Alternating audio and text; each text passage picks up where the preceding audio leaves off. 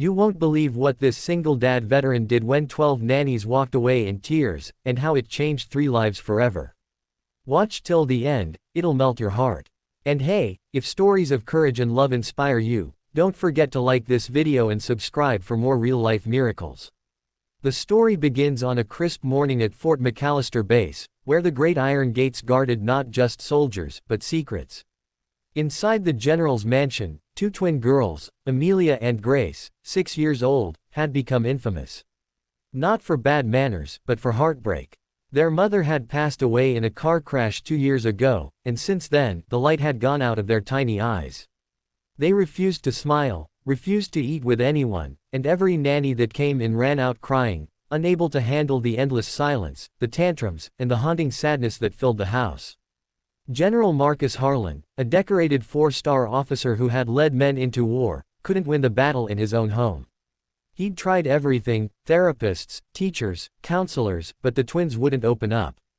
The 12th nanny quit that very morning, slamming the door and saying, "Sir, I've seen combat zones with less chaos than your house." That's when fate sent someone unexpected. Daniel Ross, a single dad, former Marine medic, and widower, was dropping off his resume at the base's motor pool, looking for a job that could keep him near his son, 9-year-old Ethan. But life had a strange way of twisting paths. When the general's assistant overheard him calming a crying soldier's child outside the gate, she paused. There was something in the way Daniel knelt, spoke softly, and made the child laugh again that caught her attention. Within hours, Daniel was sitting across from General Harlan. "You understand what you're getting into," the general warned, his voice as cold as his medals were shiny. 12 professionals couldn't last a week. Daniel just smiled faintly. "Sir, with respect, I've seen things that'd break a man twice my size. Sometimes, you don't need training. You just need heart." The general sighed. "You start tomorrow." When Daniel first met Amelia and Grace, they didn't even look at him. They sat in their mother's old garden, hugging each other, silent and distant. Ethan, who came along as part of the deal, stayed close to his dad, watching. Daniel didn't try to talk. He simply sat on the grass and began carving a small wooden bird with his pocket knife. The sound of the knife scraping wood broke the silence. Grace peeked, curious. Amelia frowned but didn't move. After 10 minutes, Daniel placed the little wooden bird on a rock between them. "She's quiet," he said softly, "but she's brave. Like someone who misses her mom but still wants to fly." Then he stood and walked away.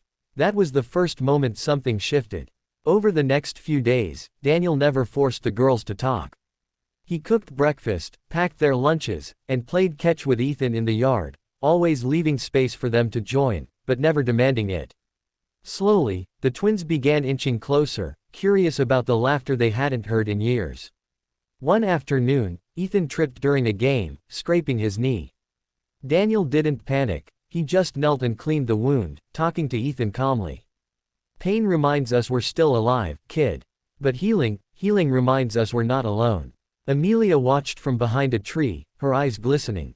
That night, for the first time, she asked for Daniel to tuck her in. The days turned into weeks, and the mansion began to change. Laughter echoed in the halls again. The twins learned to cook pancakes with Daniel and Ethan. Grace started painting again. Amelia picked flowers from the garden their mother once tended. But healing isn't a straight road. One stormy evening, General Harlan returned early to find Daniel and the kids dancing in the living room to an old country song. The sight of another man leading his daughter's laughter hit him harder than any battlefield. "Enough," he roared. "This is not your family."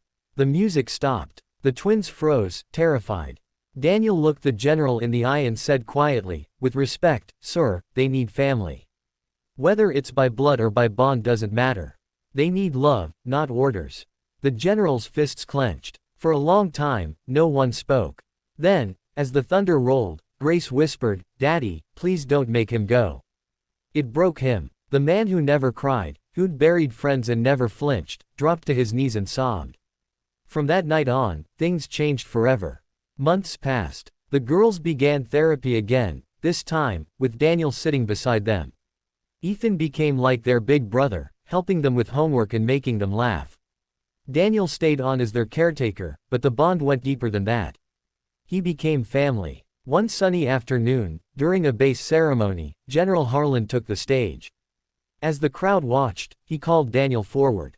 "This man didn't just do his duty," the general said, his voice trembling. "He rebuilt what I thought was lost forever, my family." He saluted Daniel in front of everyone. Tears filled Daniel's eyes as the general added, "For bringing my daughters back to life, you'll always have a home here." As the crowd clapped, Amelia and Grace ran to Daniel, hugging him tightly. Ethan joined them, and for the first time in years, the general smiled, a true, peaceful smile.